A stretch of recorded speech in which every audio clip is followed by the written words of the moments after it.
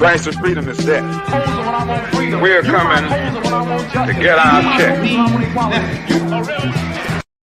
Black first, my brothers and my sisters. Welcome to the Afro Elite YouTube channel. I'm your host, Afro Elite.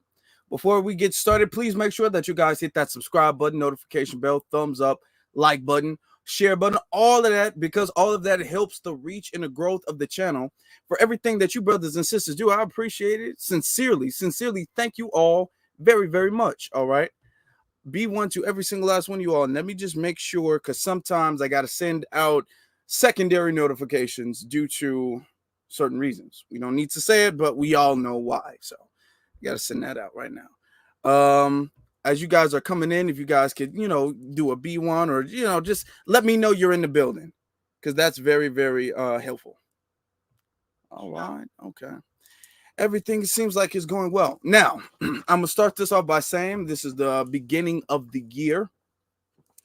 We've been making a lot of progress. There's been a lot of noise about reparations itself. It's been a lot of noise about reparations itself.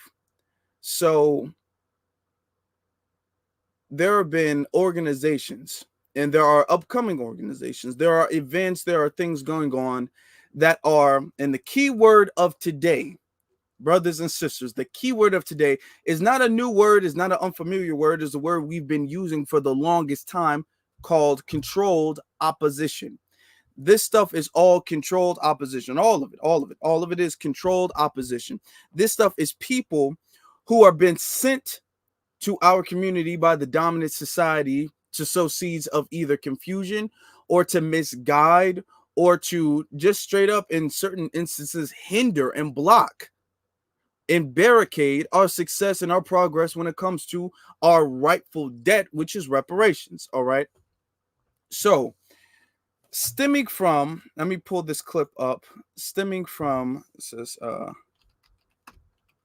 49 ups. I had to, the reason why I was a couple minutes late, Taz, but we're here now. As you guys are piling in the building,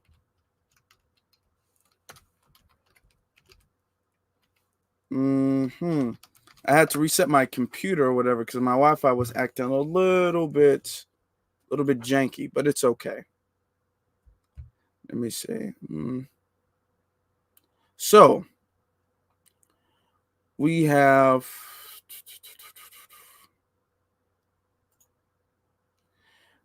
reparations, the conversation of reparations, and I want to start off with this. We've been making tremendous progress. It's been us, it's been me, it's been you, it's been the people that have been watching us, it's been the people who've been out in the streets, it's been the people who've been supporting from home, it's been all of us collectively as a family together pushing this narrative for reparations. So let me start off, because we want to kind of refresh ourselves every now and then. We want to refresh ourselves. So let me start this off, right? Roll the sleeve up a little bit. I gotta get my zone. You know what I'm saying? I gotta get my zone. So let me roll my sleeve up a little bit and pull this, not the clip. All right, this up right here. All right. So you guys can see, actually, since I'm reading it, I like to, when I read it, make it bigger, just in case you guys like to read along with me. That's why I like to make it bigger. Now, this is all the way from 2023, and I want to go back because sometimes we do need a refresher. All right.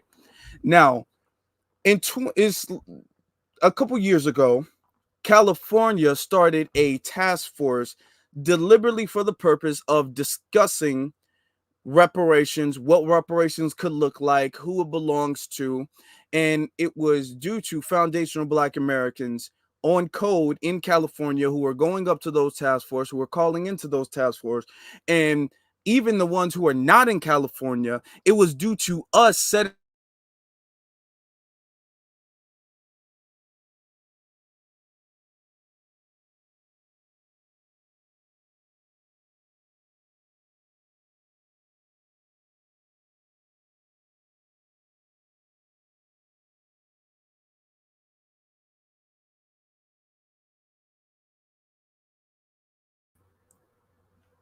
Okay. Okay. Can you guys see me? I think they just kicked me out. Hold on. All right. Yeah, they totally just kicked me out. Hold on, let me. Okay, hold on. They kicked me out the stream.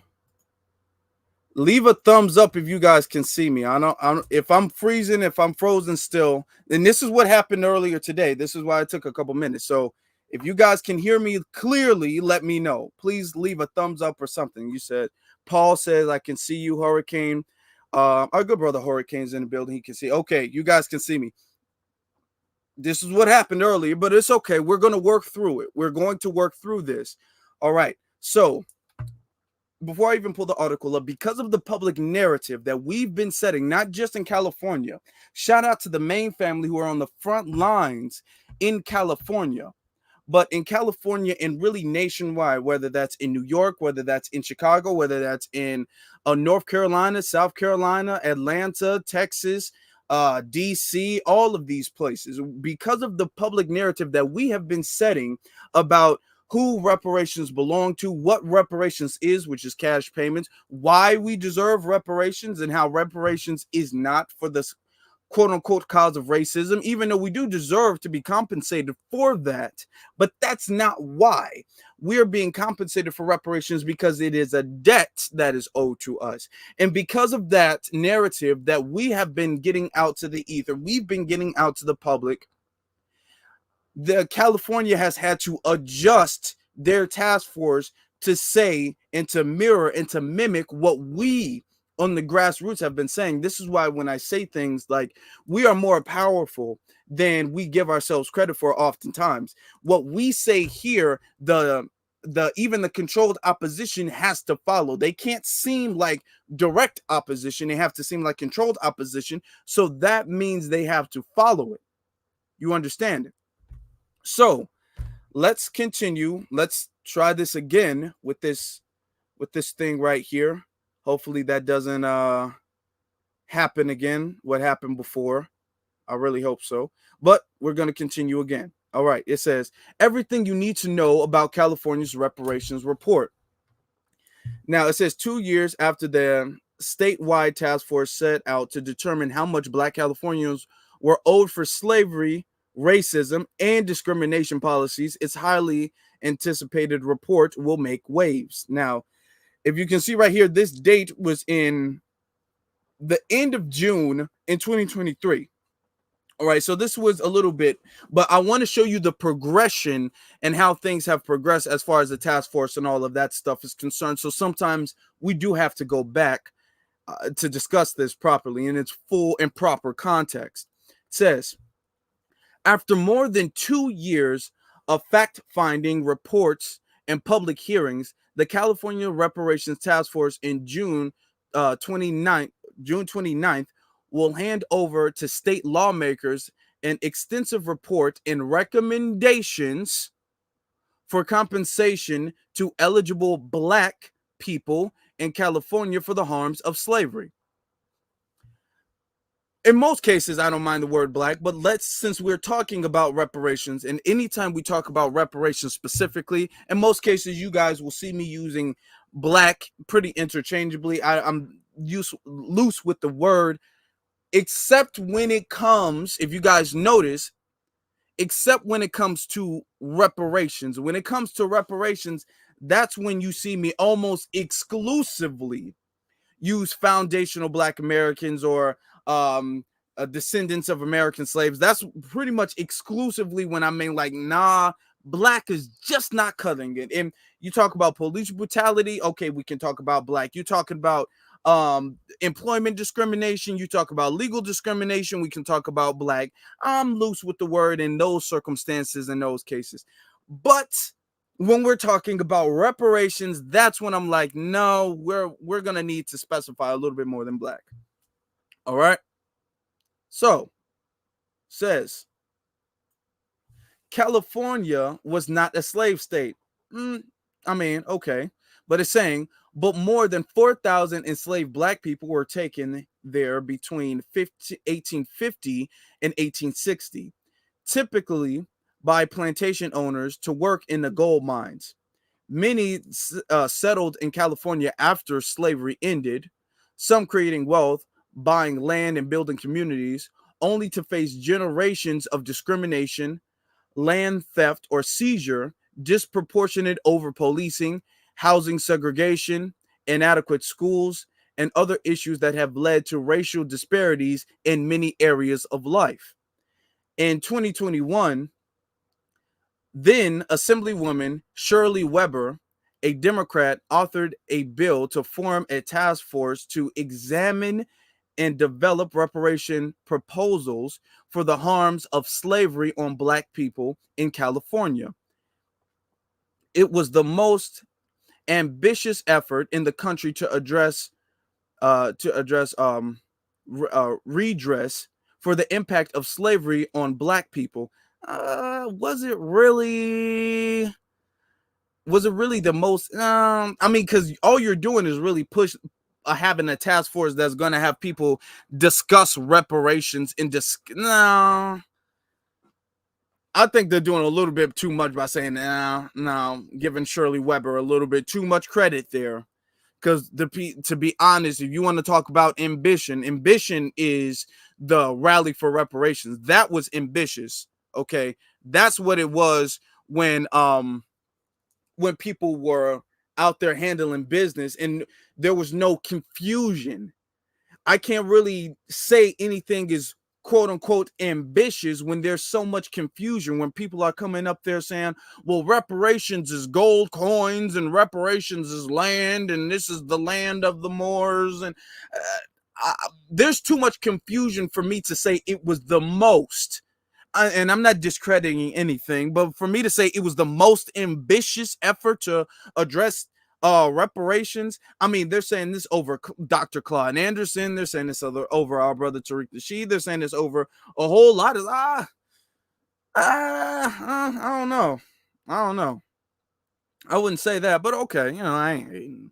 It says, with the task force members saying they want to create a reparations blueprint for the country. The California legislature will then have all the power. Lawmakers will review the recommendations. The recommendations is not demands, it's just recommendations where they can confirm or deny the recommendations, and will have the authority. So it's all up to them. It's all up to them. We'll have the authority to adapt, dismiss, or adjust them. Okay. Whatever they decide must be approved by both houses before it would be presented to Governor Greg Newsom to sign into law. All right. So a lot of people are giving a lot of credit into this, like, oh my God, look at how much they're doing. They're finally recognizing us. They're finally hearing us. A lot of this stuff was they were allowing people's voices to be heard. And then they're saying, based off of the voices that were heard, we on the task force, the sitting members of the task force, we are going to create our recommendations based off of what you all are saying. And then based off of the recommendations that we come up with, then we're going to take it to the lawmakers, and the lawmakers are going to be able to adjust it however they see fit. This is quite literally what happened. And then when the lawmakers adjusted however they see fit and both houses agreed to sign to approve it, then the governor would have to sign it. So a lot of people were putting a lot of weight into this, and I'm not dismissing the actual folks on the ground who are actually out there working and being on the front lines. Much salute to them. Okay. I'm talking about the people who are in charge of the task force, because you did have people online who are putting these people on a very high pedestal, and not to disrespect their work and not to dismiss their work, but the pedestal was a little bit too high when you look at all of the actual factors and how actual far away from reparations their task force really did take us. So, or how unclose, how far away we still were due to after the task force. So let's just keep that in mind. All right. You guys are already on it. Y'all already on it. I didn't even have to say anything. The first 100 viewers, live viewers, we got to flood the zone with the 100 chat room emoji. Let me see. Let me see. Yeah, we flood the zone with the 100 chat room with the 100 emojis in the chat room. That's it. 100 chat room emojis. Lord have mercy. So yeah, we got to be on it. We got to be on it. I appreciate you. I see you, Hurricane. I see you, Denise. I see you, Earth Angel. Let me see. I see you all. I see you, Blueberry Muffin 7. I appreciate you all. I appreciate you. Now it continues to say, we're going down. It continues to say, for many, reparations are about money. See, here's the trick. Here's the trick, y'all. For many, this is why we're going all the way back, because this happened all the way in June, the end of June last year. All right. So we're in February in the next year. Okay, so we got to go back sometimes to review how we got here. So it says, for many, reparations are about money. No. Reparations are about money, period. It's not like for many. See, what they're trying to do is they turn. Let me really connect with you guys with this. Let me get this off the screen for a second. What they try to do is they turn reparations into, well, reparations is really not like a word, you know what I'm saying? It's not like a real thing. So reparations, it can mean money for you, it could mean a house for you, it can mean a hug for you, it can mean an apology for you. It just depends on what the individual per se feels that reparations are. I mean, money, a lot of people might say money, but is it really money? They don't do that with any other group of people. Money is the solution for every other group of people. We got money being sent to people across the world right now due to situations that they're in. Nobody's saying, well, do they? Some of the people in those countries want money, but some of the peoples just want, letters of support and moral motivation. Some of the peoples want that. You know what I'm saying? When the Native Americans were coming over here getting reservations, they weren't like, well, maybe you guys want this and maybe you guys only want like a formal apology. They have illegals right now today coming into places like Chicago, coming into places like New York, coming into places like Denver, coming into places like California, coming into places like Atlanta, Texas, South Carolina, all of these places, okay, throughout the entire nation, and they are getting checks. They are getting money. Nobody's talking about moral support and apologies and all of these things. When it comes to reparations for the Japanese community, nobody was saying, well, some of the Japanese feel like reparations are checks, but some of the other Japanese feel like reparations are, just, hugs and apologies. So, what does reparations mean specifically? We really don't know.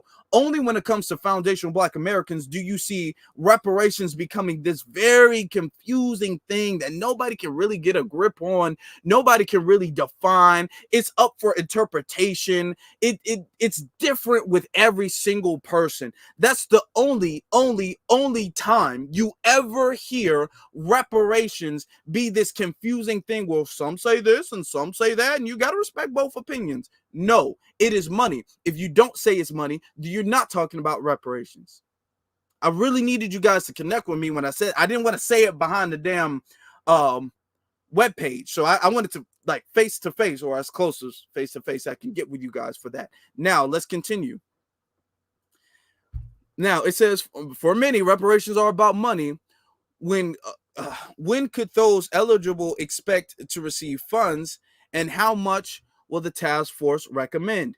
The task force hired 4 economists to develop data-based determinations for the harms of slavery, like housing, education, public health, and others. Okay. All right.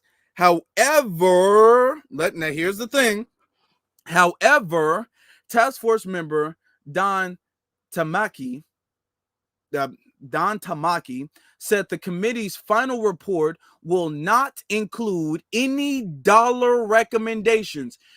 A lot of people are pulling up the article that they just came up with the lawmakers, and a lot of people are saying, well, hold on now, it's not the task force that did it. It was up to the lawmakers, and the lawmakers had full ability to change it however they see fit. No, no, no. I mean, it is true. That is partly true. But the thing is, the task force was tiptoeing around, and the task force didn't really want to stand on business. The task force was kind of being vague about what they were recommending too.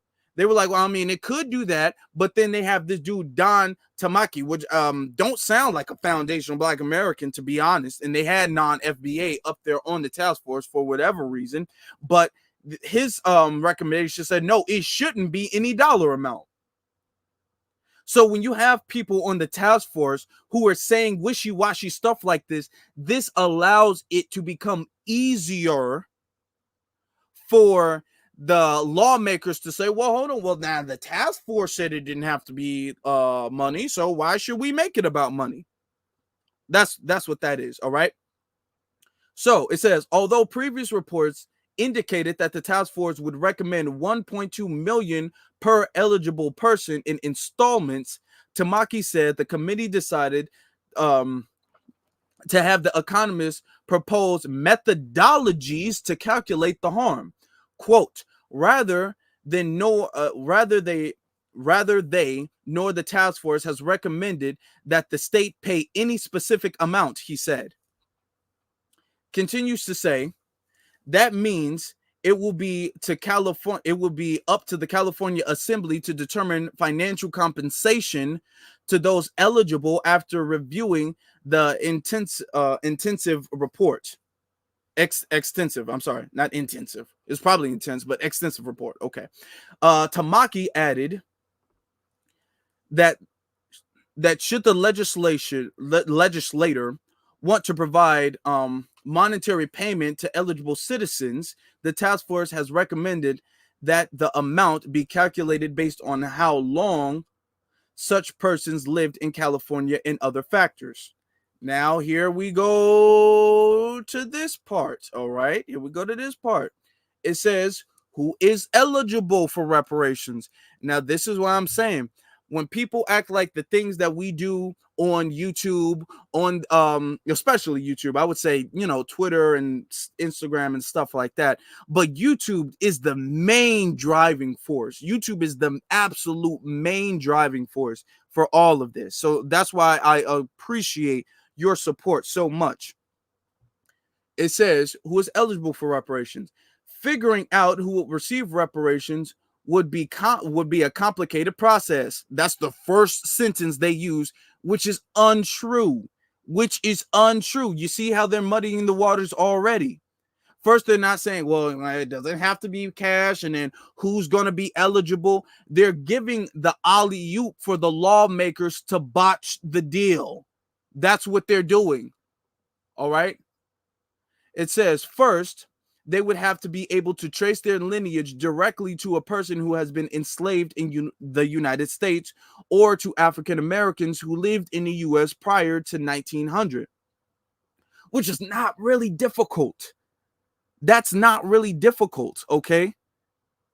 It says, this premise, quote, that such persons are descendant of enslaved ancestors or free persons who ran and risked of being enslaved during the 246 years that the institution of slavery existed in America, Tamaki said.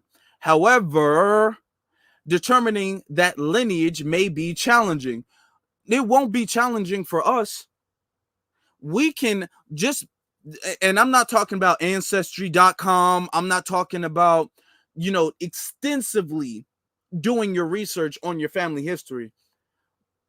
I would say, and this is just me personally, this is just my personal opinion, I would say a solid amount, maybe 70 or 80% of foundational Black Americans, we can trace our family just by knowing in pictures and picture books. We could trace our family probably back to the 1840s. Okay. My great grandmother, who was alive when I was alive, she was born in the 1820s. I mean, not 1820s. My bad. The 1920s. And she was alive when I was alive. She was alive when I was a kid. I remember talking to her. And she was born in 1820. All right.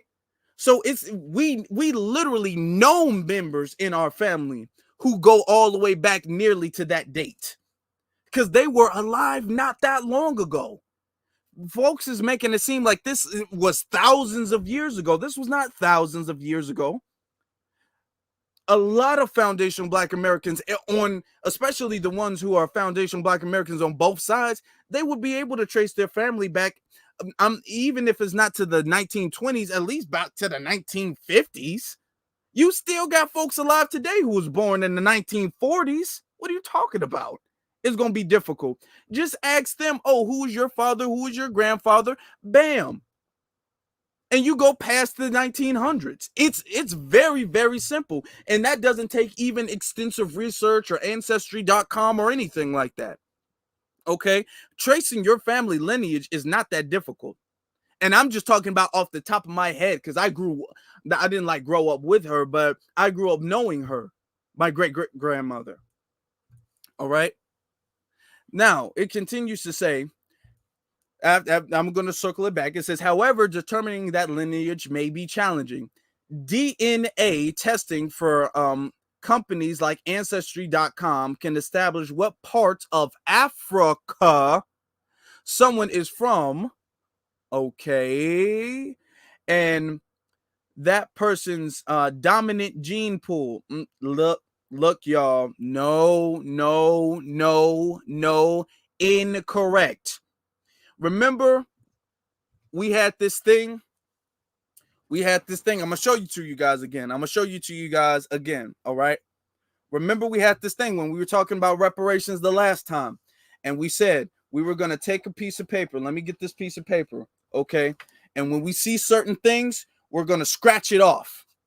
When we see certain things, we're going to be all like the teacher. Remember how teachers back in the day, they used to have red pens. And when you would make a mistake, when you would say something improper on a piece of paper, they would circle it. You're supposed to capitalize your first and last name. You're supposed to put the date, and they would circle all of this stuff. This is red pen energy, brothers and sisters. Red pen energy. This is what we're coming to with. All this little DNA stuff, no. I'm going to tell you why that's no, because that's the same excuse that they use to say, well, according to your DNA, you guys are not at all native to America, and only these very European looking people are native to America. Those are the ones who are native to America, even though there's so many documents, so much history, so much proof that we're learning even more as we start getting resources and technology and being able to go back and examining bones and other historical artifacts and things like that. All of these things that indicate that there have been what you would call Negroes in the land that would become America prior to Christopher Columbus or any European coming over here. All right. Prior to all of that. But they would say, well, no, because of DNA now, the DNA says that you guys are all from Africa. See, that's what the thing is. They're going to say, well, the DNA is very wishy-washy when it comes to that stuff. That's why when we trace our lineage through certified paperwork first. We trace our lineage through birth certificates, marriage certificates, death certificates, all of these things first. We trace it first.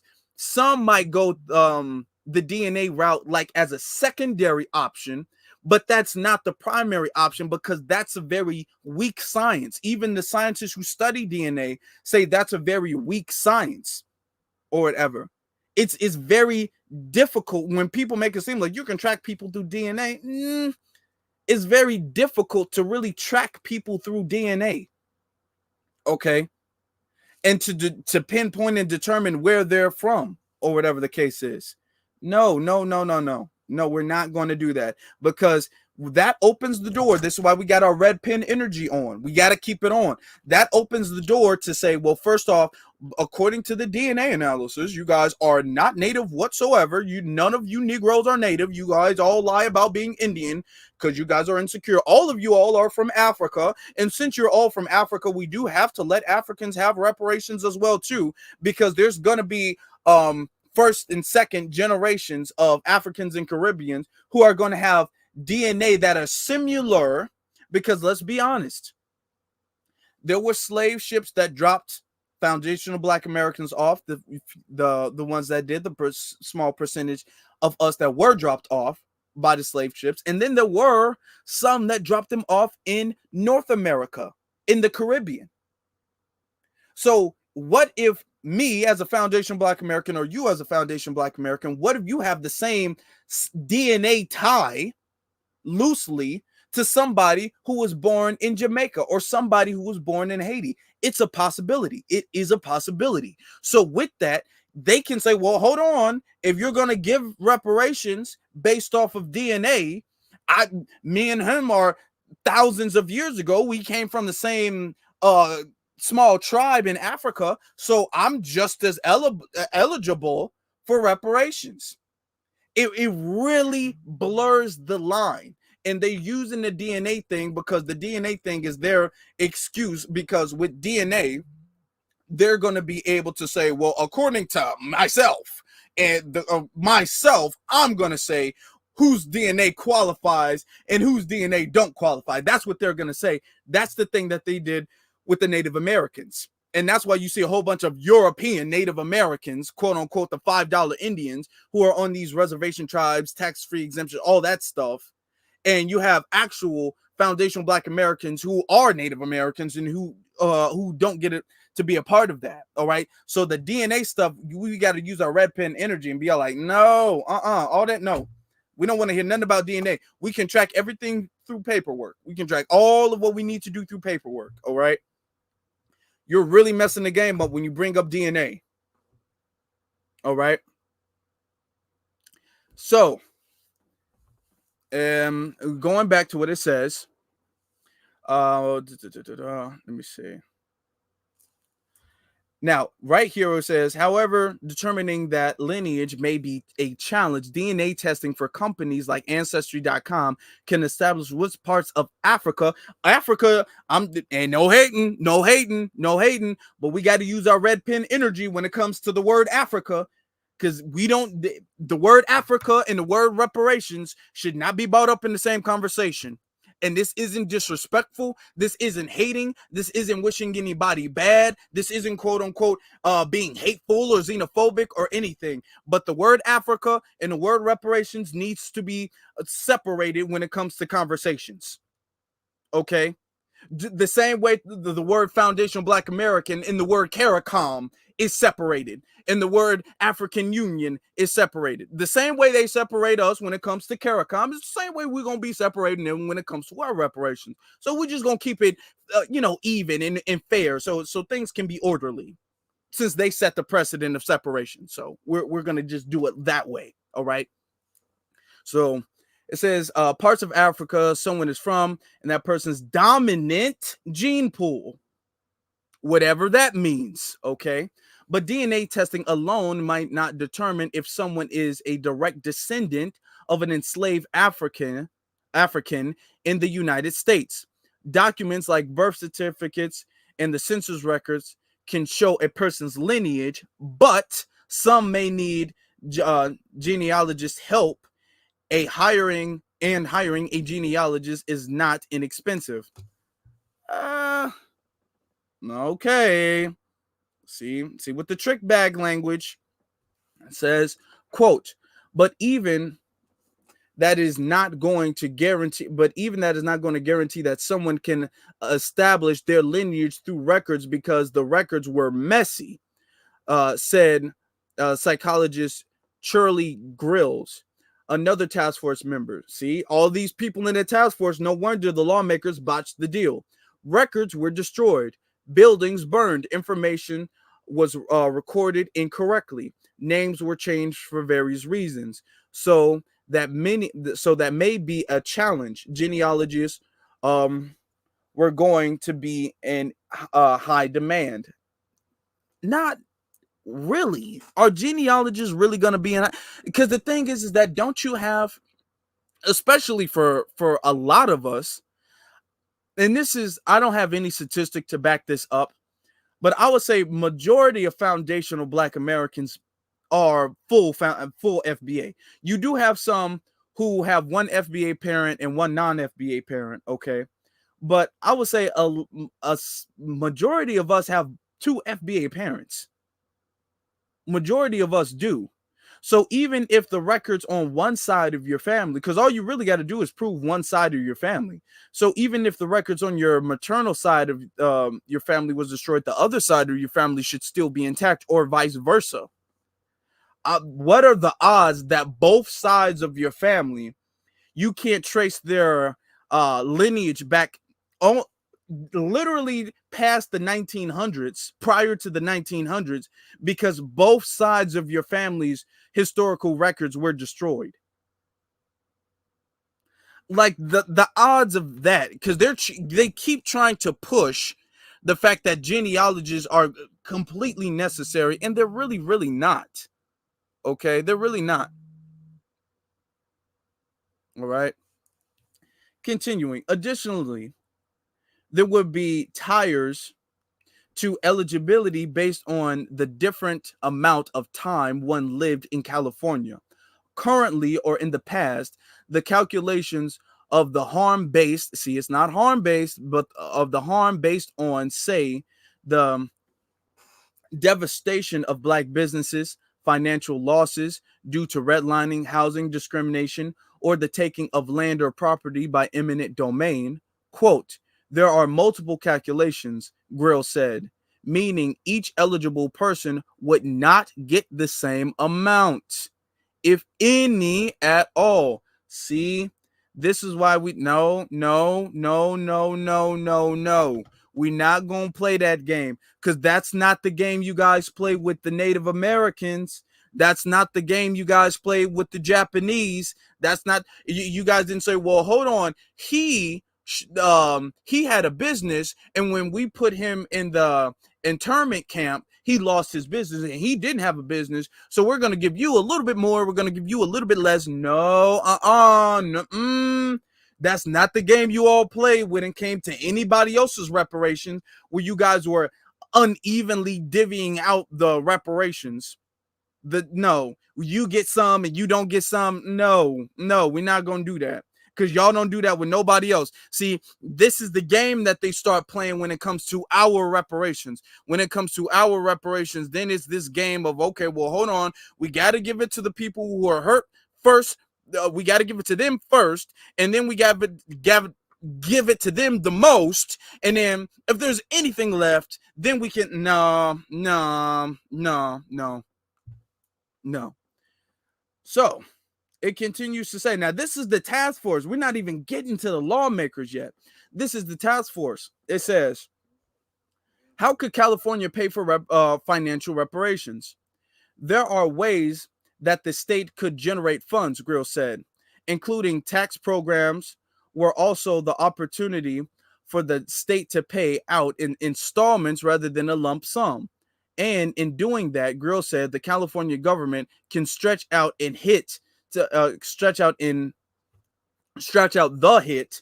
the state budget. Okay.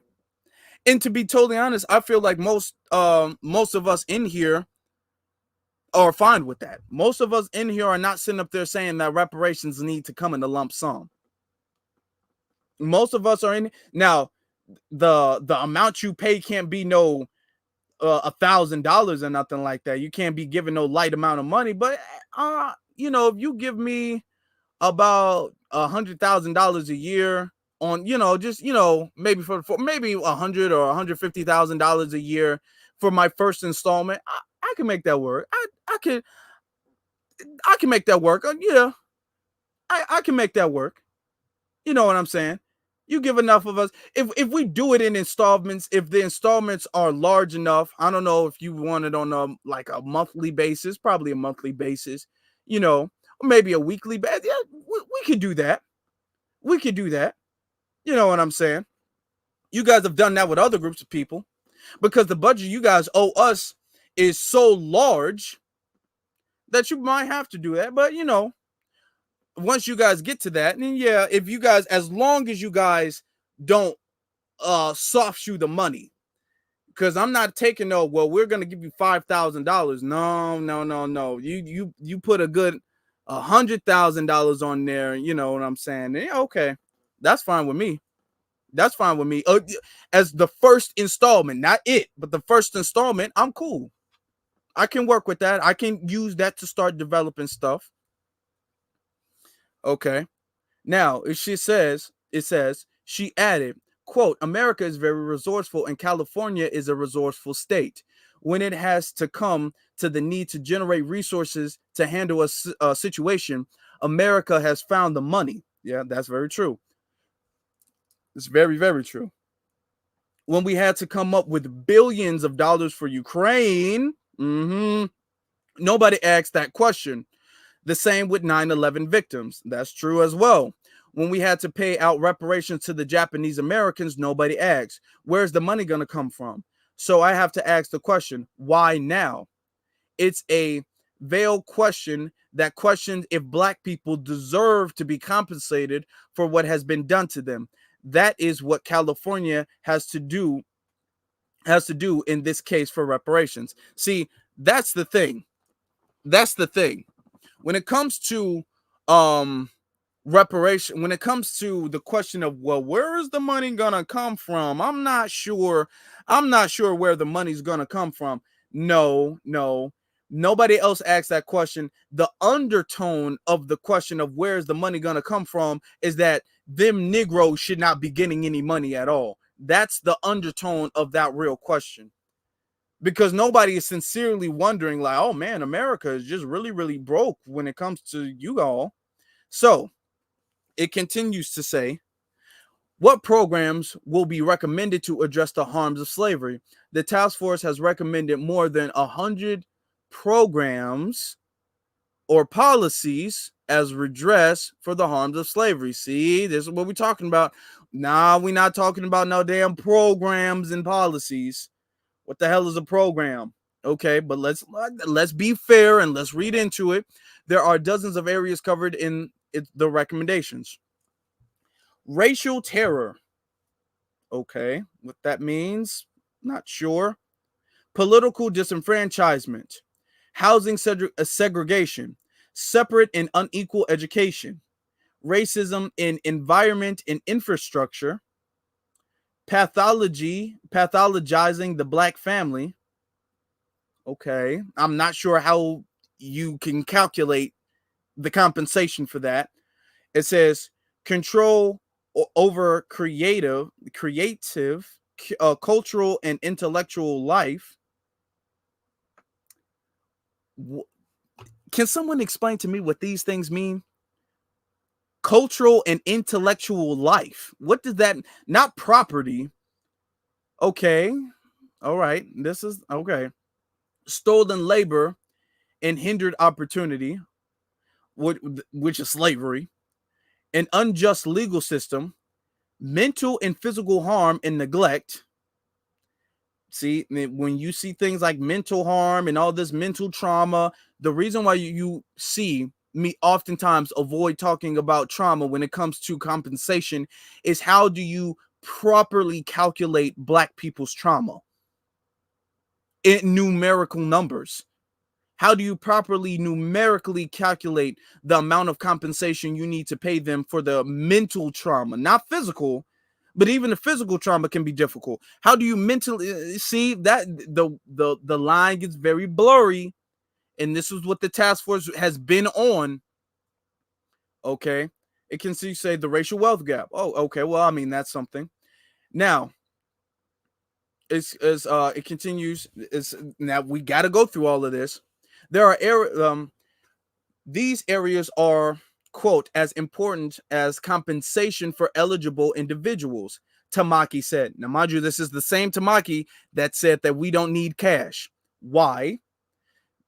Because the after effects of slavery and racial discrimination are long lasting and deep, leading to massive disparities for Black people in virtually every walk of life, including jobs, healthcare, education, and housing and home ownership. For example, some formerly enslaved people who built wealth through owning land had their property taken, their descendants say, denying the creation of generational wealth, which is why you got to pay them money. That's why you got to pay them cash. Okay? That's why you give them money so they can buy a house or property if they choose to do so. Quote, the task force has not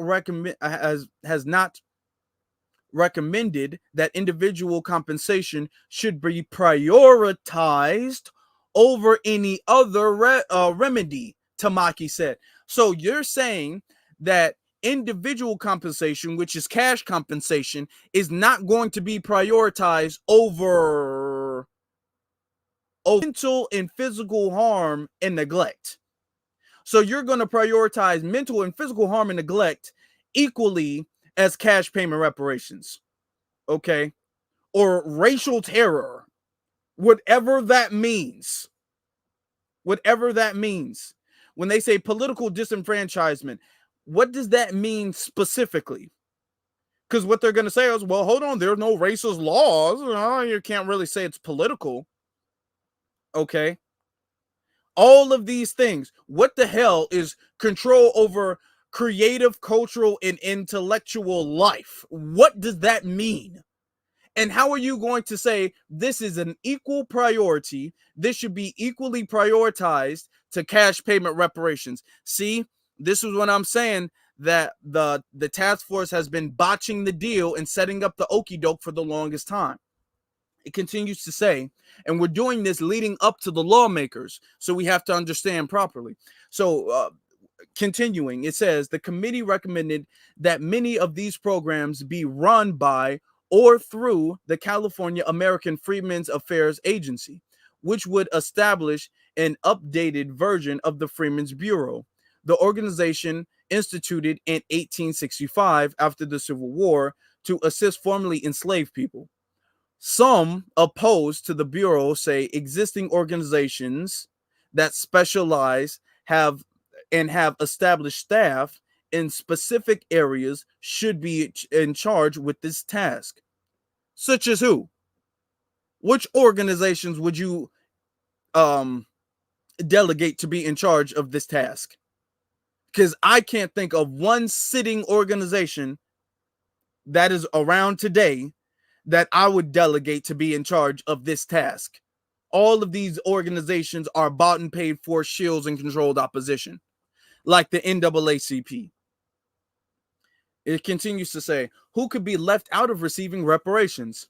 Because of the complexity of establishing eligibility, see, here they go, there is potential for many to not receive reparations. Many to not receive reparations, huh? No, there is not. Grill said, our most vulnerable could be affected. Children in the child welfare system who cannot trace family heritage, our folks who are incarcerated. Oh Lord. Do children in the welfare system, do they still not have documents? Do they still not have a birth certificate? Do they still not have paperwork? Does the welfare system itself not have paperwork of these people, of these children? When you go to, well, our folks who are incarcerated. So when you're incarcerated, you don't know who your family is? When you're incarcerated, you lose your social security card. When you're incarcerated, you lose your birth certificate. When you're incarcerated, you lose your ties to your heritage. This is what they're saying, y'all. This is what they're saying. It says, who don't have access to the tools to establish their lineage because they cannot hop on a computer in prison, which is in many cases nowadays very untrue, but they still wouldn't need to. They know who they are. They know their parents' name. In many cases, they know their grandparents and great-grandparents' name, like I did. In many cases, they know that off the top of their head. And just knowing all of that information off the top of their head, they're all the way going back to the early 1900s. Just off the top of the average FBA, like I said, I believe could off the top of their head trace their lineage back to the early 1900s. Just by the family they know personally. All right, so let's not play that game. And then it says, and our folks who suffer from mental illness, who aren't going to have the wherewithal, and our folks who are unhoused. Really, y'all? Do y'all see this? Do y'all see this? Really? They suffer from mental illness. So, because you suffer from mental illness, you don't know who your parents are. Because you suffer from mental illness, you can't trace your family. Or you don't have a house. Homeless people know their name. Homeless people remember their parents' name. People make it seem like this is folks is walking around like the Men in Black and zapping people's memory away with the pen. We're using red pen energy, not memory erasing pen energy.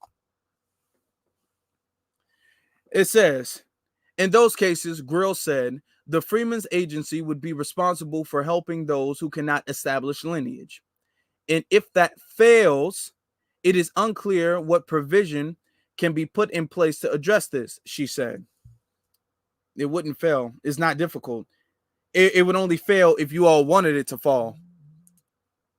It says, no one is sure the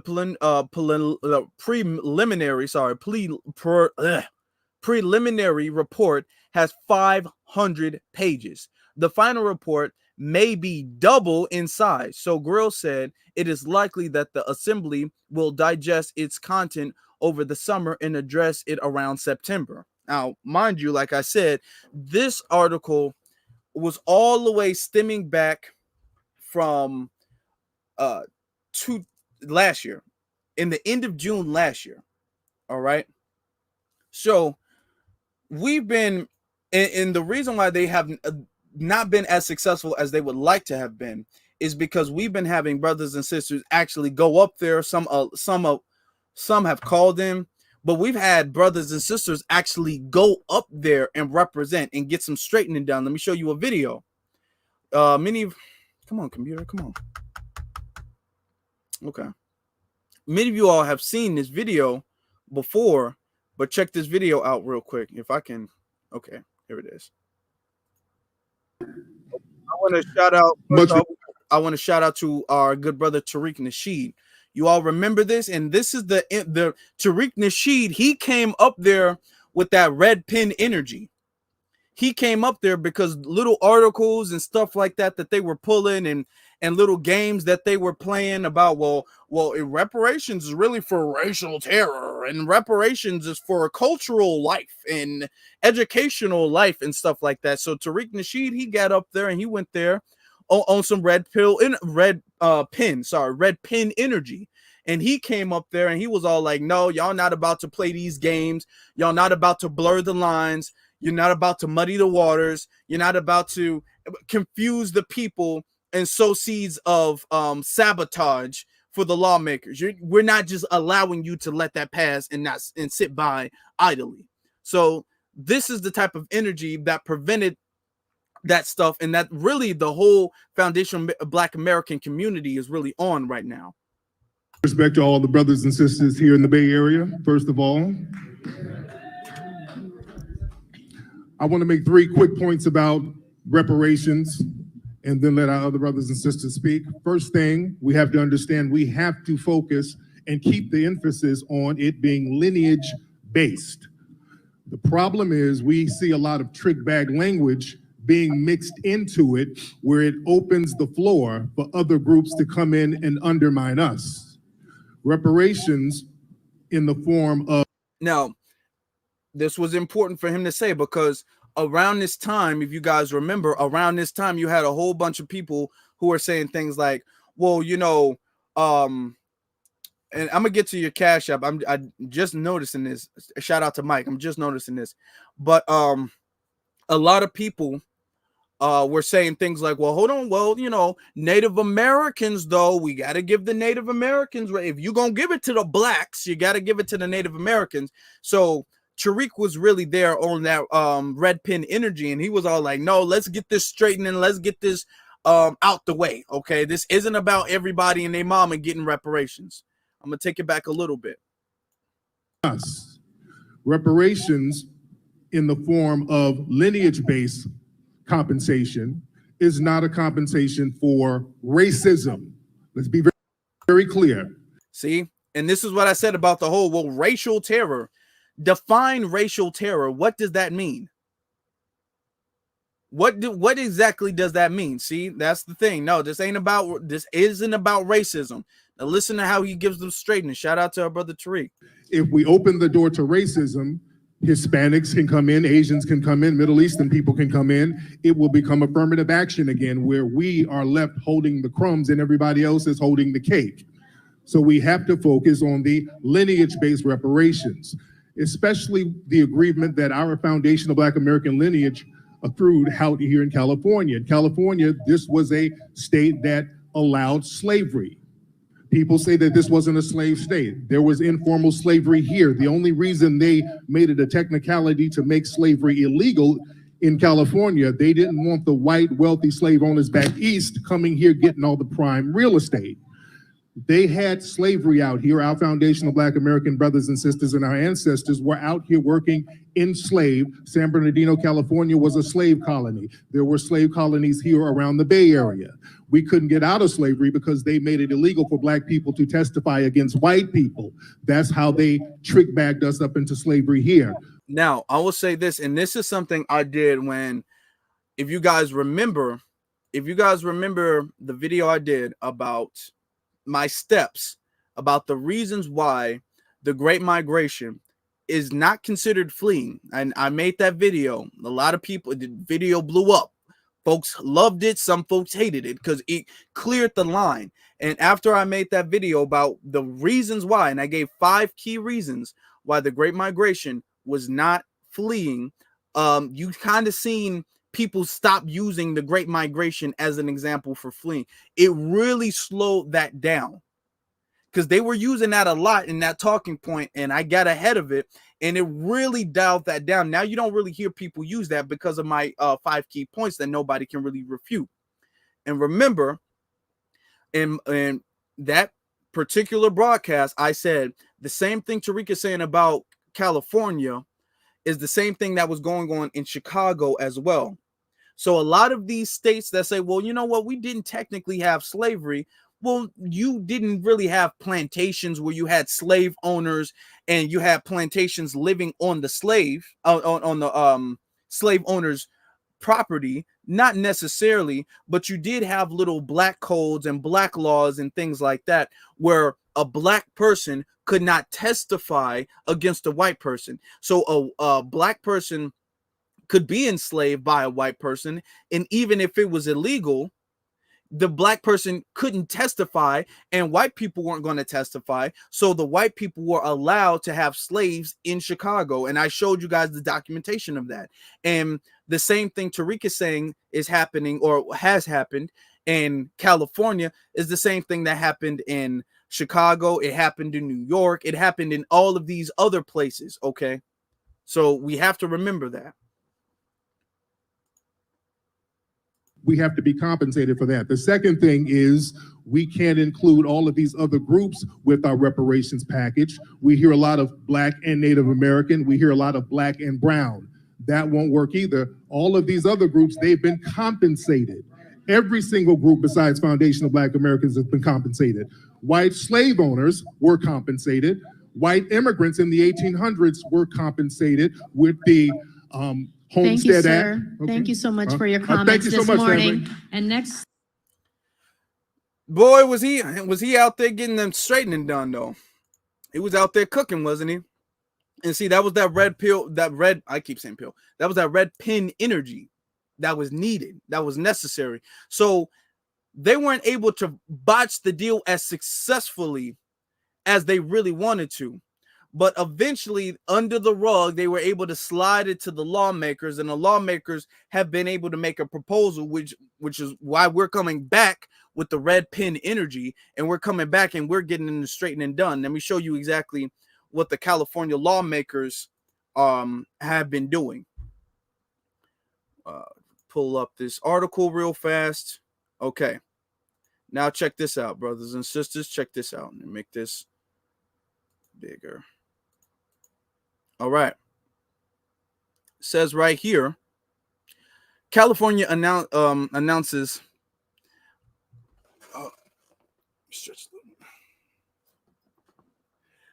California announces initial set of first in the nation reparations bill. Okay, right then. Let's see what it has. Let's see what we have here.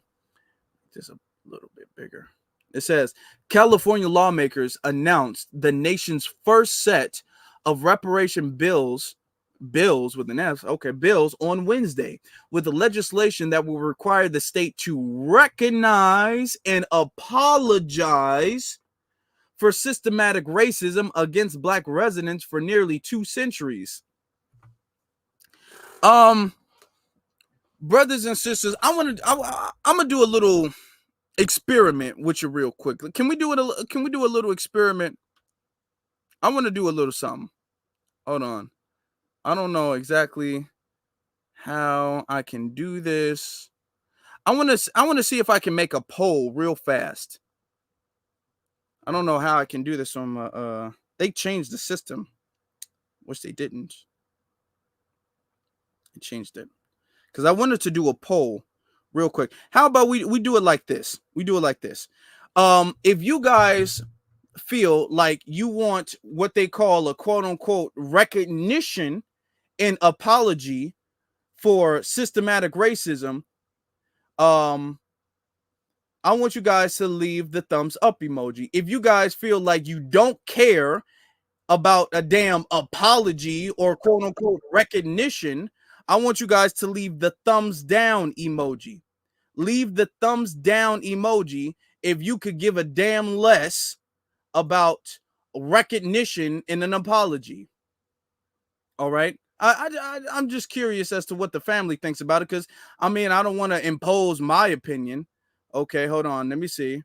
I'm gonna copy this real quick, and I'm gonna make this poll, and I'm just gonna ask the family about it. I just want to get the family's opinion, because it's not just about me; it's about everybody. Let's get the family's opinion. Okay, recognize and apologize. So the poll is up. The second the poll goes up and I start to see it, I'm gonna pin it. I'm seeing a whole lot of thumbs down emojis. Where's this poll? Where's this damn poll? Is it pinned? Is it pinned to the top? Okay, I think it should be pinned. You might have to come out and come back again. Where's this poll? Where's this poll? Let me look at it. Because let me pin this to the not in poll. What the hell? Pin this to the top. Come on now. Pin this poll to the top.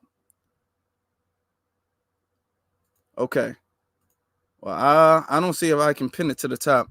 If you guys might need to reset it or something like that, and I got it up here. All right. It says no, or maybe I can't see it on my my thing. So the answer is no. Nobody cares about damn recognition and an apology. You guys don't give the Japanese recognition and apologies. You guys don't give the Native Americans reparations and apologies. You guys aren't even giving illegal immigrants recognition and apologies. You're not even we recognize what we did now, and we are sorry. Okay, goodbye. Nobody's playing that game. So continues to say, for nearly 2 centuries, the 14 proposed bills. Why did it take 14 bills? Reparations don't take no 14 bills. It didn't take 14 bills with the Japanese. Why does it take 14 bills with us? The 14 proposed bills tackle a wide range of areas of discrimination, from mass incarceration to housing segregation. But it does not, but do not include any financial compensation for descendants of longtime black residents. It does not include any financial compensation. So it's not reparations. Okay, it doesn't include that for descendants of longtime black residents affected by the legacy of slavery. The most controversial recommendation, it was controversial because it was the only thing that was going to change anything. The most controversial recommendation to emerge from the California's previous reparations task force report. Going down, it says, quote, while many only associate direct cash payments with reparations, no, not many. That's the definition. That is the definition. Okay? When you guys go to work and your job is supposed to give you your direct payment, your job is supposed to give you a check, Okay. Would you accept your boss saying, well, many people associate their payments with money, monetary money, but some people associate it with like maybe a gift card or maybe food, you know what I'm saying? Maybe an apology or maybe hugs. And it's all up for interpretation. What you might like is not what she might like. And what does reparations even really mean? And we just really don't know that. It's just up for interpretation. I mean, what really is the meaning of life if you really want to think about it? Let's talk about that. How about that? That's what they do anytime we're talking about foundational Black Americans and our debt that is owed. Okay.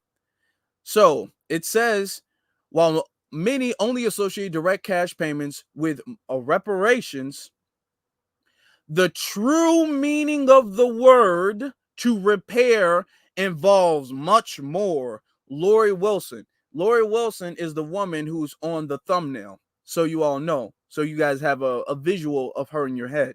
That's the woman who's on the thumbnail. Lori Wilson, a state assembly member and the chair of the California Legislative Black Caucus. See, here they go with the Black Caucus, said in a statement announcing the legislation. Wilson said the reparations package offered a, quote, a comprehensive approach to dismantling the legacy of slavery and systematic racism. That's a lie. That is a damn lie. That's a lie. Because slavery got them money. Slavery made them wealthy. Slavery wasn't about hurt feelings, and slavery wasn't even about opportunities necessarily. They were able to get the opportunities based off of the wealth they were making from slavery. It's about the wealth. That's how they were able to even develop these opportunities for the dominant society. But they're talking about it's a comprehensive way to dismantle it, but y'all niggas not getting paid. So it continues to say, California's reparations task force formed in the wake of the nationwide racial justice protests in 2020 that followed the police killing of George Floyd in Minneapolis, released a 500-page report in 2022 documenting more than 150 years of state-sanctioned racism against Black residents, and followed it with a 1,100-page final report. Do you need 1,100-page final report? Oh yeah, Hurricane called it. We got 200 viewers. We got to get that 100 emoji up in there. Let's get that 100 emoji rolling. Come on, we reached that mark. Let's get that 100 emoji rolling. Let's get you. Hurricane's on it. Denise is on it. Let's roll, family. We know the program. Do you need 1,000 report? Do you need 1,000-page report? No, you don't. They don't need 1,000-page report to give illegal aliens money and prepaid credit cards. They don't need 1,100-page final reports to do nothing for nobody.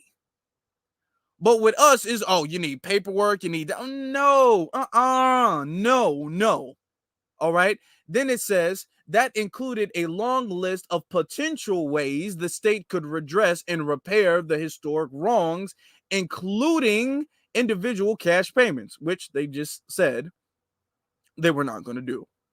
The reports attribute the enduring wealth gap between Black and white Americans to generations of atrocities, quote, atrocities in nearly every sector of civil society, including segregation, racial terror, whatever that means. I mean, we can figure out what that means, but they haven't defined it. Racial terror and harmful racist neglect. And what does that mean?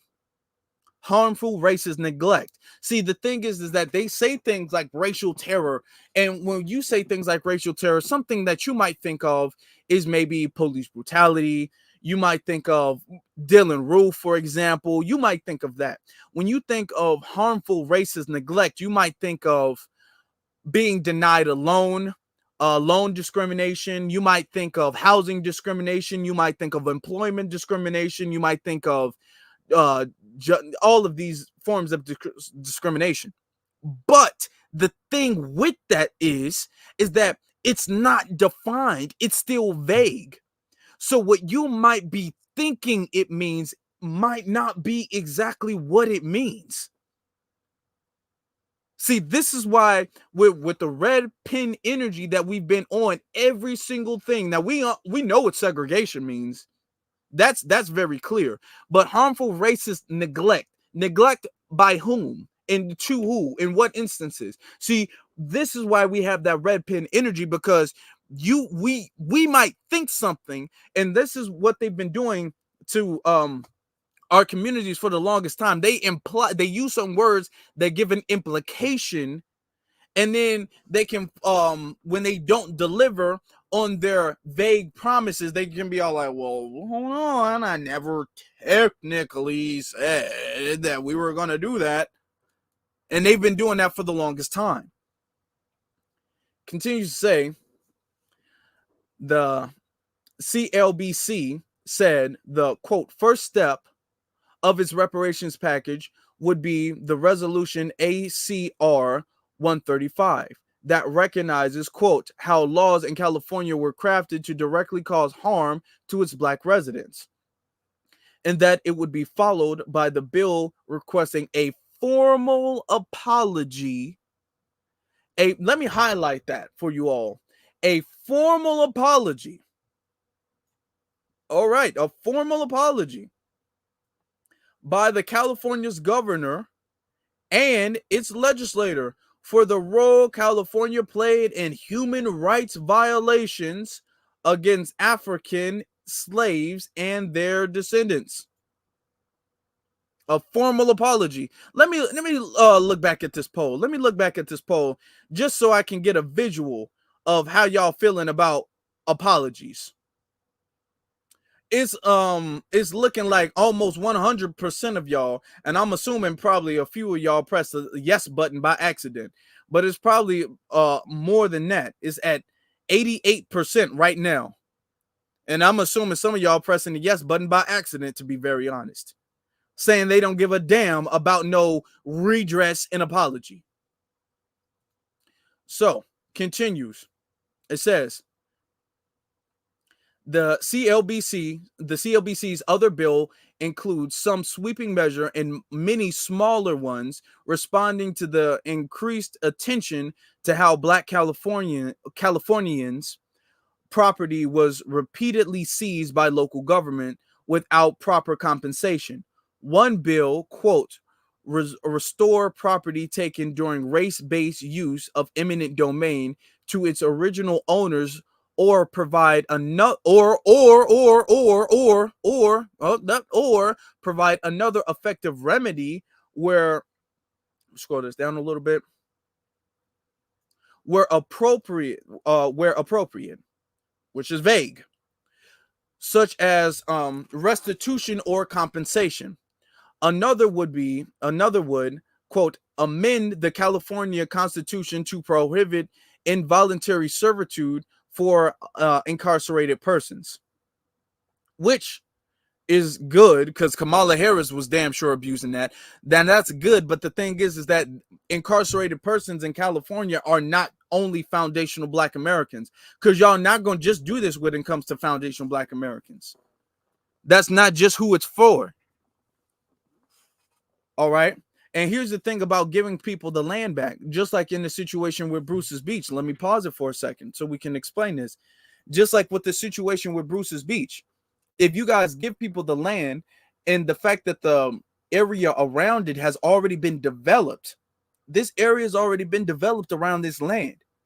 So if you give people the land and then you don't give them the cash payments and then you don't give them the resources to either update the property, to either improve on the land, or to do anything to the land, if you don't give them that, then they'll ultimately not be able to make any type of wealth off of that land.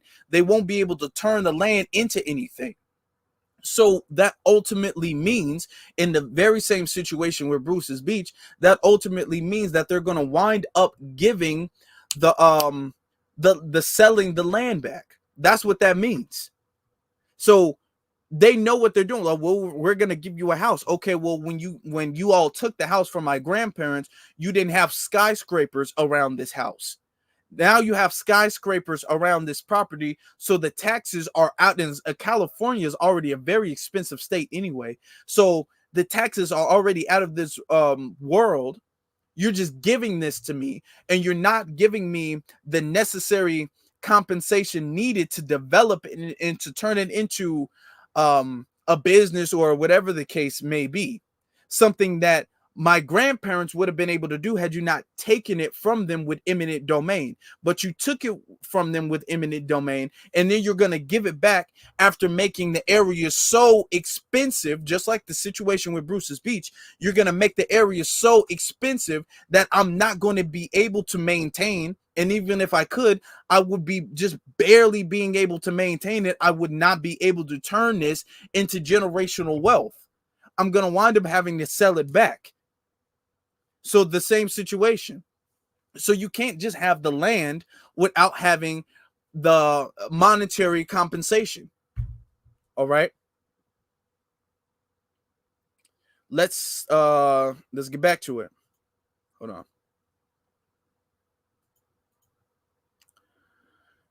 Now, and then they talk about the prison thing. Do you know how many Hispanics are in prison in California?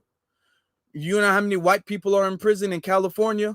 Because that bill is not just going to be for now, even though foundational Black Americans, they're the ones who are disproportionately affected by the prison system, but that bill is not going to solely benefit foundational Black Americans. All right.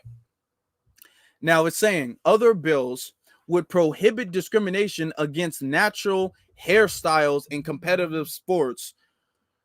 Have they not already come out? How many bills are needed when it comes to this? How many hair discrimination bills are needed when it comes to this?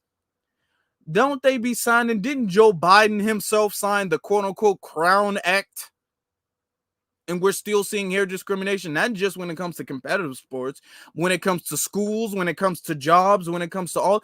How many hair discrimination bills are needed that we see are not being implemented? You already have hair discrimination bills. You have national ones that just don't get implemented. Okay. So that's what California is doing. Okay. Dun, dun, dun. Oh. It says require that grocery store. Listen to this, y'all.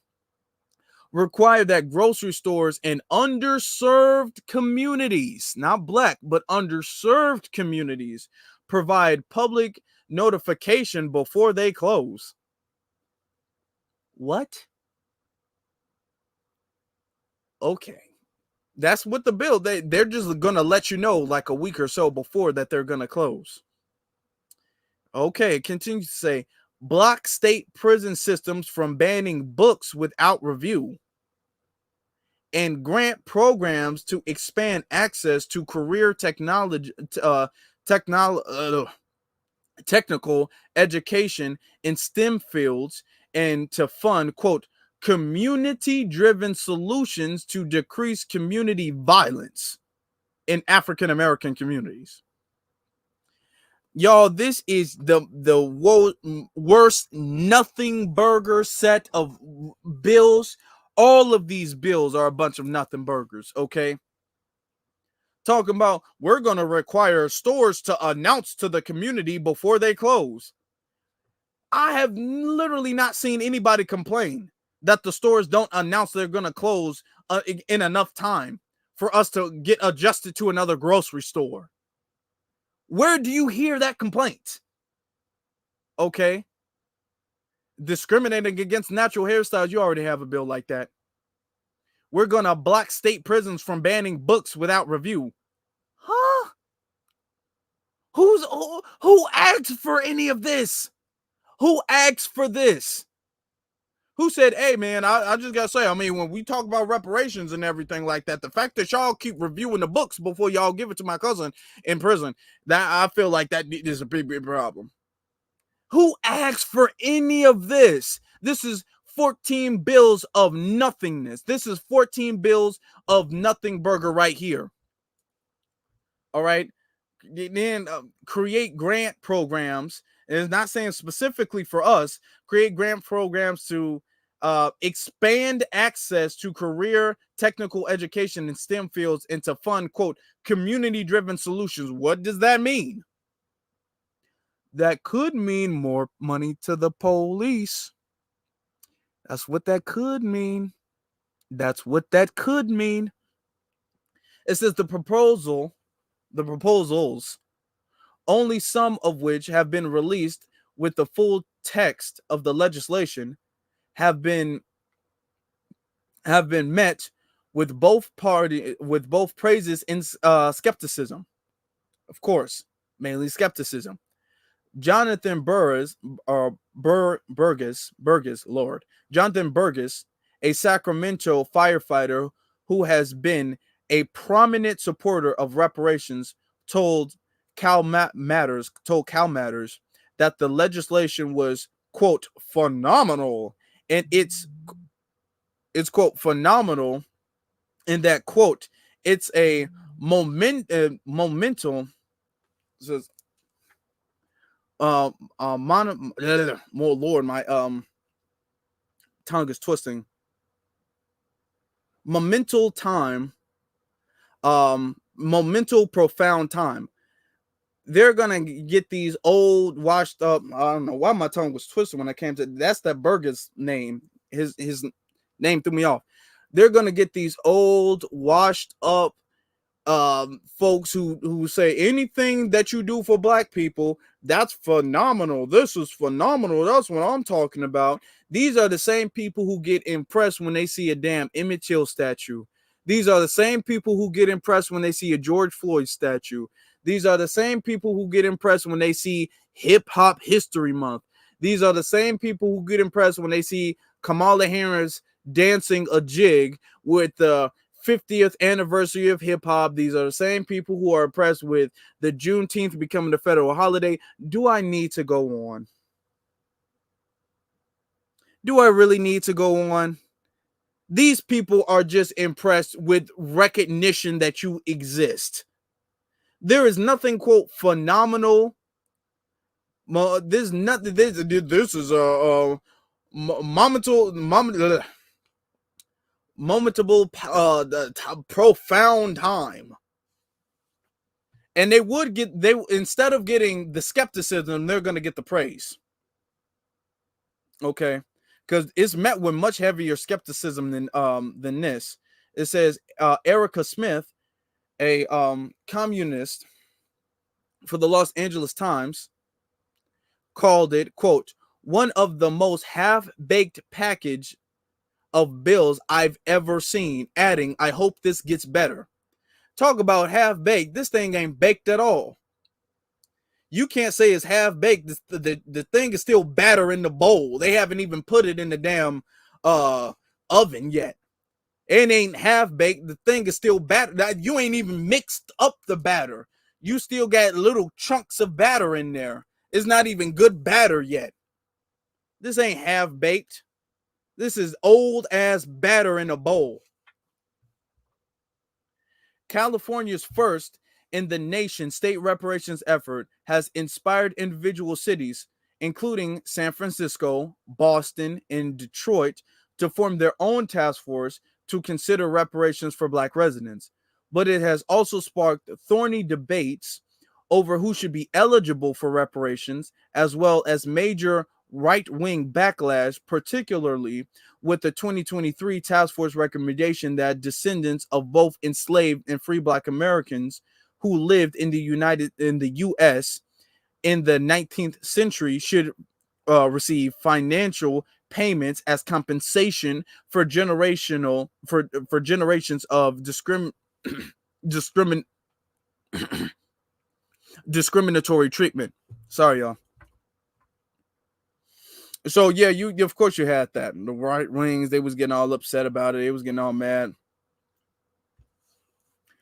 The poll found that 75% of Black California voters supported reparation payments, but majority of white, Asian, and Pacific Islander and Latino voters opposed them.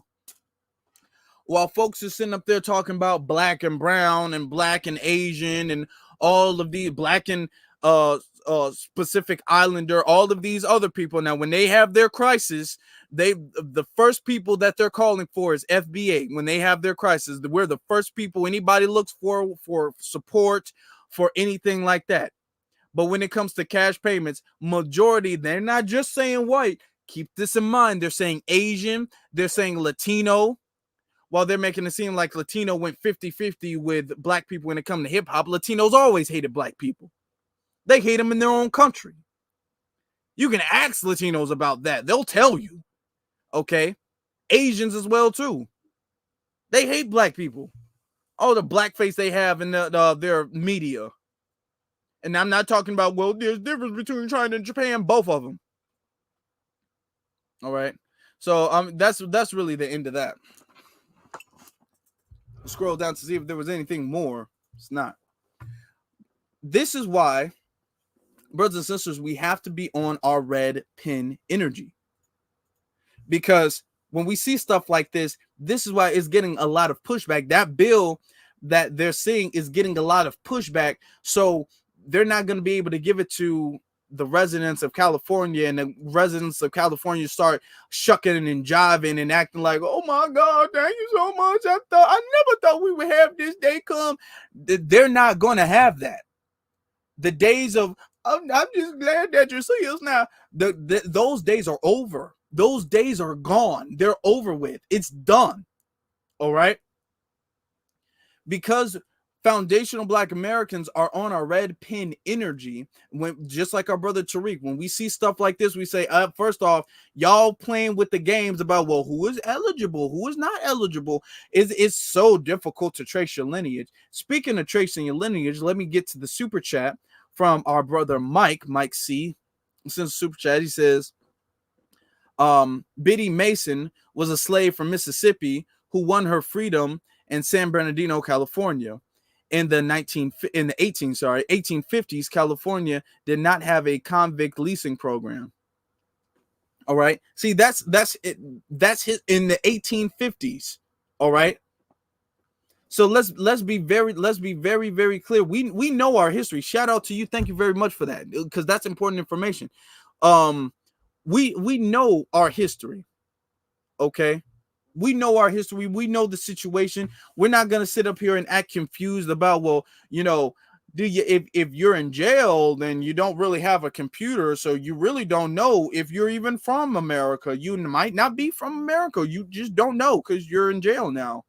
So you need a computer. Everybody needs Wi-Fi. And there are some people who really don't have strong Wi-Fi. So everybody, what about the people who are using 4G Wi-Fi instead of 5G Wi-Fi? I mean, those people, it's going to be difficult for them to trace their lineage as well too. What about the people who have minutes on their phone instead of unlimited minutes on their phone? I mean, it's just so confusing. It's just so confusing. So how about we just not give any cash? I think that would be a proper solution for that, because we'll just never be able to find out who we should give it to. That game that they're playing, we're not going for. We're not going for that game. We know who we are. I was looking in the chat room. I was seeing you guys name your own family members and how you guys, off the top of your head, you guys didn't have to go back to your photo book, and you didn't have to scroll through or text your mama or anybody like that. Off the top of your head, you were able to find family members in that early 1900s, 19th centuries, 1900s, I mean. Okay, just off of who you know personally. So it don't take much. If I know my great-great-grandmother was born in 1920, when do you think her mother was born? Her mother was more than likely born somewhere in towards the end of the 19th century, the 1800s.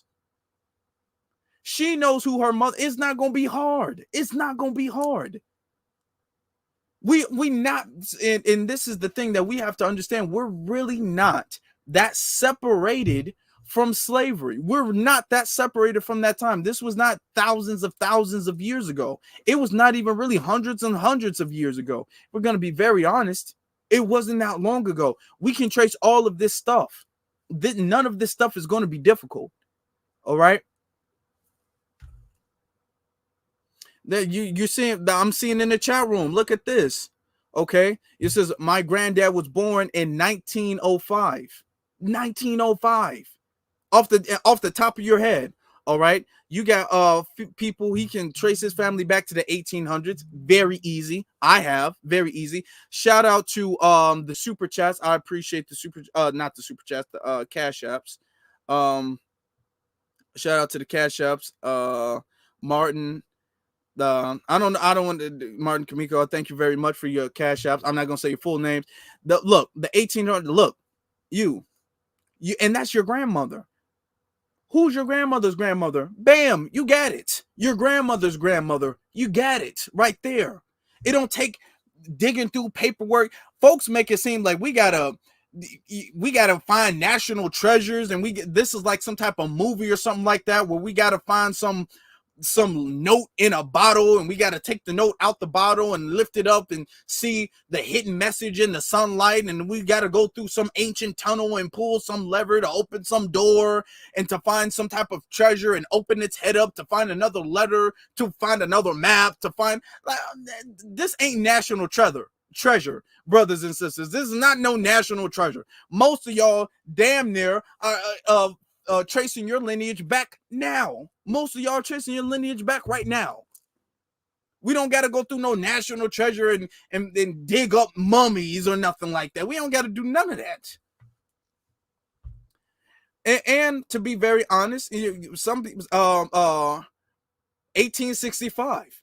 And to be very honest, our people were very good, even if the dominant society botched some of the paperwork and stuff like that. Most of our people were very good when it came to picking up paperwork and keeping track of their family. That's why we have family reunions.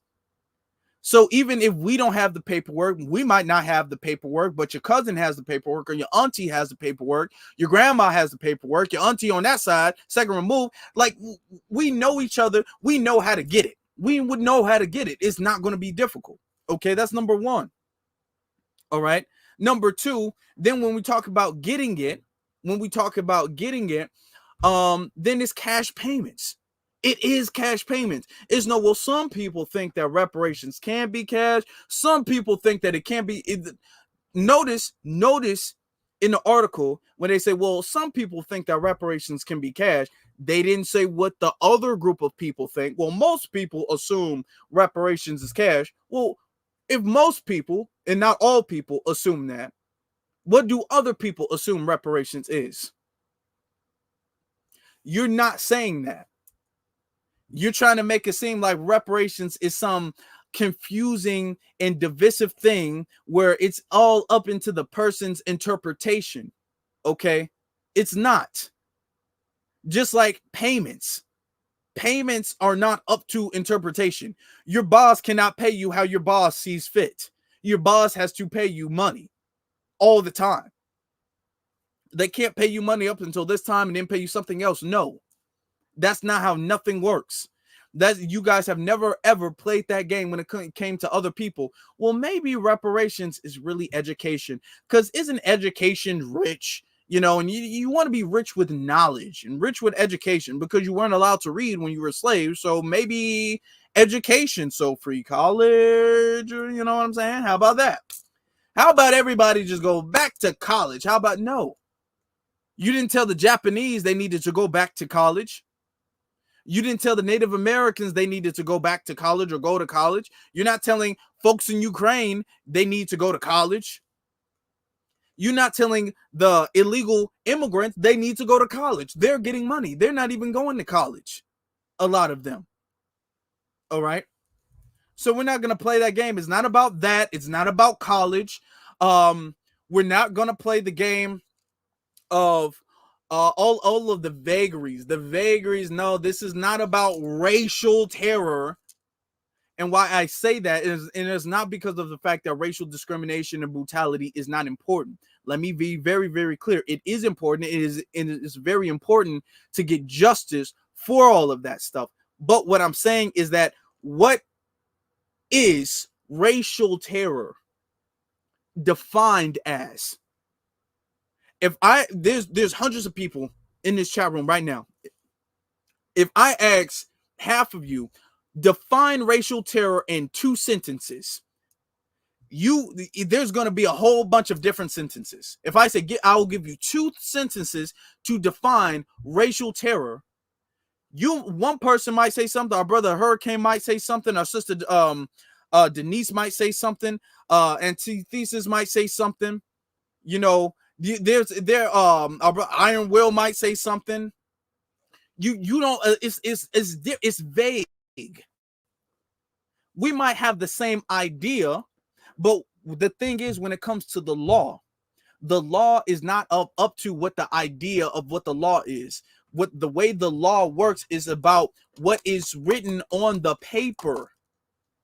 So the thing is that everything that is written on the paper needs to be very crystal clear, very concise, very direct, very specific. We can't have on the law, on a bill, well, this is really up to interpretation. So this lawmaker thinks is one thing, this lawmaker thinks is this thing, this governor thinks is this thing, the mayor thinks is this thing. No, the bill has to be very clear. You know, when they make laws, they don't just have a piece of paper. If you all guys have seen the lawmaking process, they don't just have a piece of paper out and have everybody sign the piece of paper. The person who is presenting the law has to go forth to the people, and they have to say, this is the law, and this is how the law is to be implemented. Okay, this is the reason why we have this in the law. These are the court cases that we have that sets the precedent for these laws. They have to explain it and have everything be crystal clear. They go through a whole bunch of hours to make sure all of the things are implemented in a very specific way. The words are implemented and adapted on a piece of paper so they can convey the message that they want to convey. That is why anytime you see a vague law, it is always because they want that law to be vague.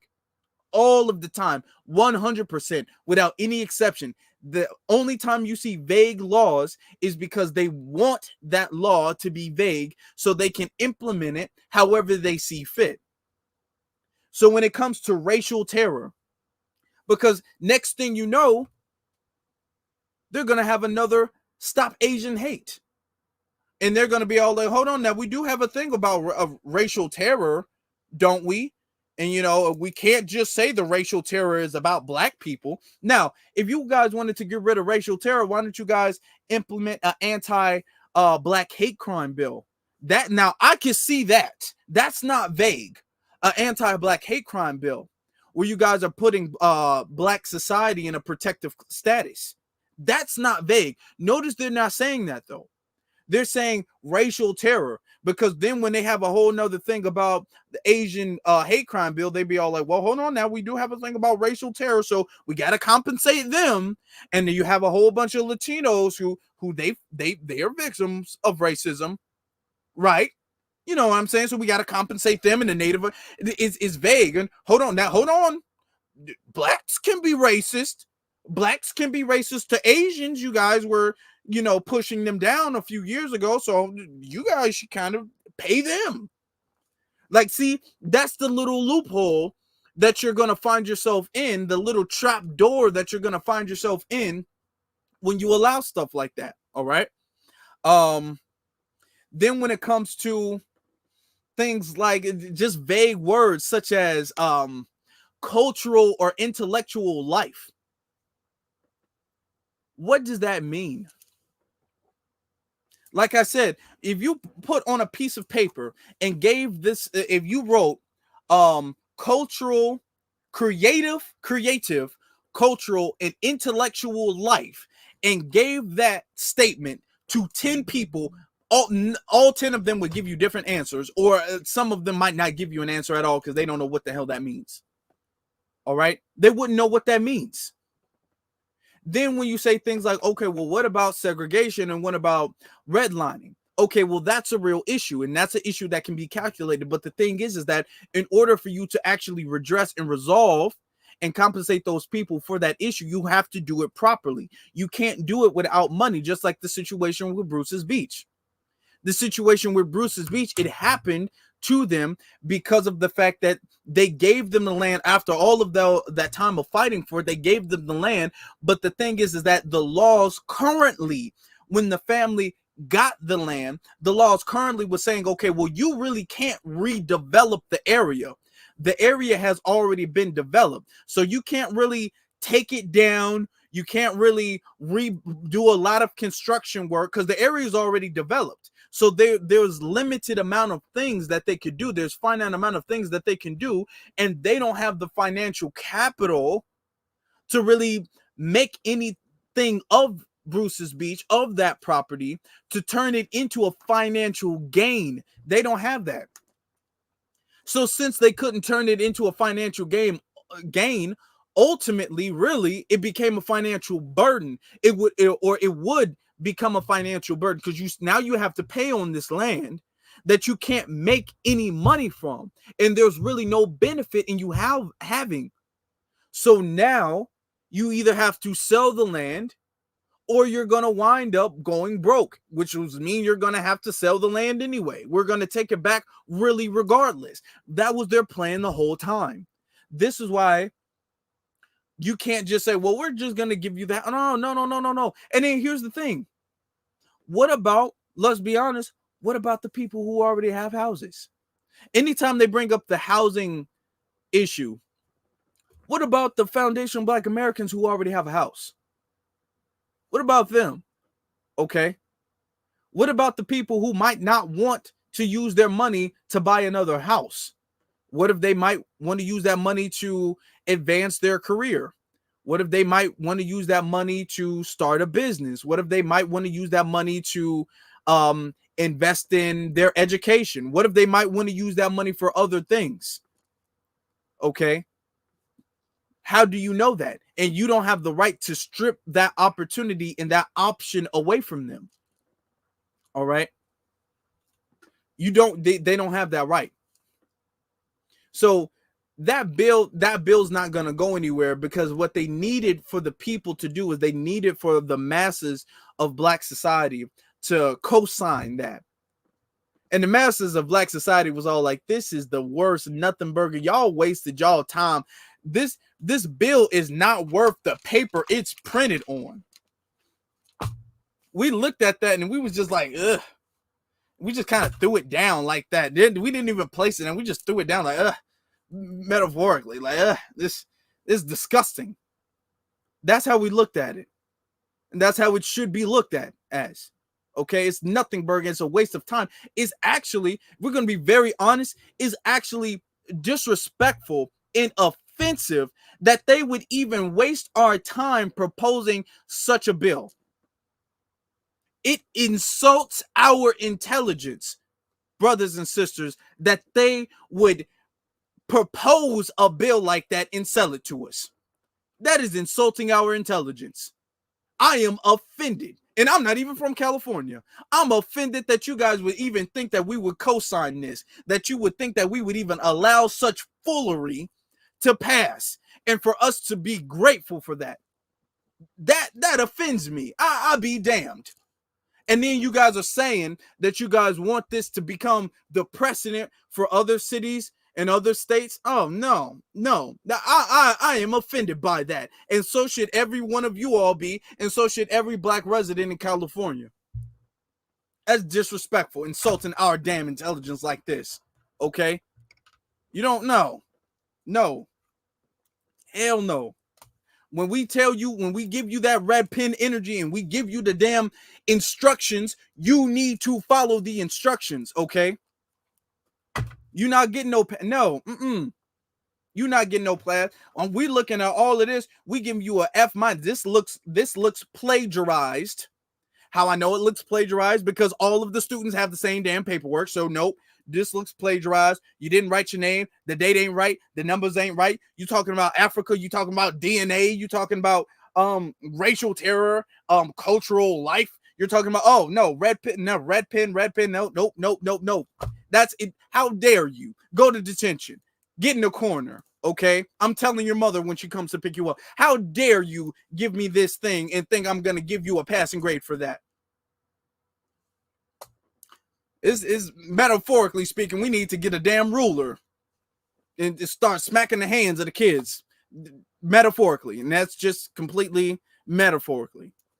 Okay, because I'm not. Of course, I don't condone violence ever.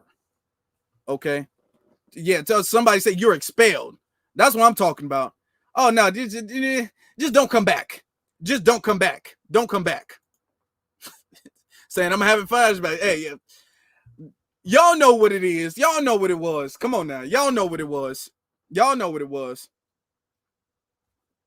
Y'all better come correct or don't come at all.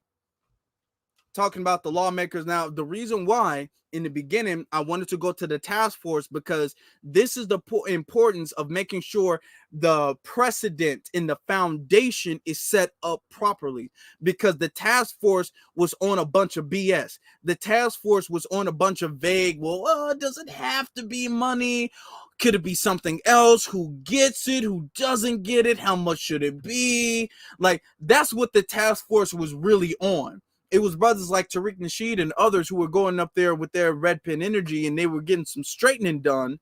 But, you know, the task force was really soft shoeing and beating around the bush when it came to reparations. And because the task force were doing that, the task force allowed then the lawmakers to take the baton and then to botch the deal. They gave them the alley-oop to botch the deal. That's why when we have these task force and stuff like that, we don't need the task force to be sitting up there setting the wrong precedent. We don't need to be giving them credit if they're setting the wrong precedent. Okay? So that is very important that we do that. Brothers and sisters, we've been on here for a good minute, almost 2 hours. Almost 2 hours, but I'm loving it. Also now, this week it is Black History Month, so this weekend we are having a 20% off all merchandise sale, and I got two new artworks of merchandise, 2 new pieces of merchandise. One about voting for the couch, and one about reparations, and they're going to be up. Now we have a very, very special deal. Okay, it's like 30% off tonight if you get it tonight. But tomorrow, fine, it's fine. Tomorrow is going to go to like a 20%, 20 or 22% deal tomorrow, all weekend long. All right. So we're going to have more merchandise. Everybody's loving that stuff. You need that couch shirt. Oh, I think y'all going to like it when you see it. I think you're going to like, we're still getting the finishing touches up, because the thing is that when it comes to shirts and stuff like that, you got to get the colors right so they can blend with all different types of colors. Because some shirts, they look good in one, like a dark color, but they don't look good in a light color, and then some look good in a light color but don't look good in a dark color. So you know, we want it to be universal with the colors and stuff like that. You say, will I do another Black History quiz? I probably should. Yeah, that would be a good idea. I probably should do that. It is Black History Month.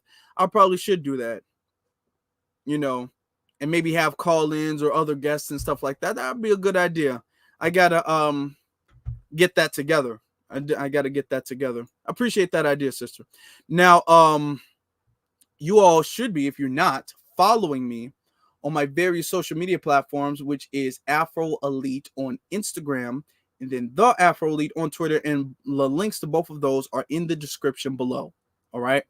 That way you guys stay notified when it comes to the deals, when it comes to the sales, when it comes to all of this stuff. Stay notified with that. All right.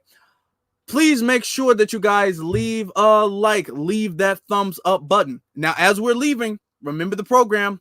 Remember the program. Remember what we on. As we're leaving, we all got to hit that thumbs up emoji in the chat room. We need to flood the zone with the thumbs up emojis in the chat room. So let me see who's going to be the first to get it. Let me see. We all need that thumbs up emoji popping off in the chat room. So as we leave, that way we have our spikes. We have our spikes, our chat room spikes. Okay. So we got our thumbs up emoji. I see you all. I see you, Hurricane. I see you, Earth Angel, DSB, Antithesis. I see you, Lewis. I see you all. I see you all. Our sister Angelica Lena, beloved. I see you. So that's what we need. If you guys haven't, I'm sure you guys have, but if you guys haven't, double check to make sure you guys are subscribed, because some people notify me and say mysteriously they get unsubscribed. All right, so just if you guys have not subscribed, if you're new here, please subscribe. If you guys are subscribed, double check to make sure that you guys are subscribed, and hit that notification bell, because that will also help you identify whether you've been automatically unsubscribed or not. All right, so hit that bell as well too. Appreciate you, family. Appreciate you. Now, with that being said, my brothers and my sisters, B1 salute to every single last one of you all. Y'all make sure y'all cop that merch. Stay on your red pin energy. And with that being said, my brothers and my sisters, B1 salute to every single last one of you all. And you all have a good one.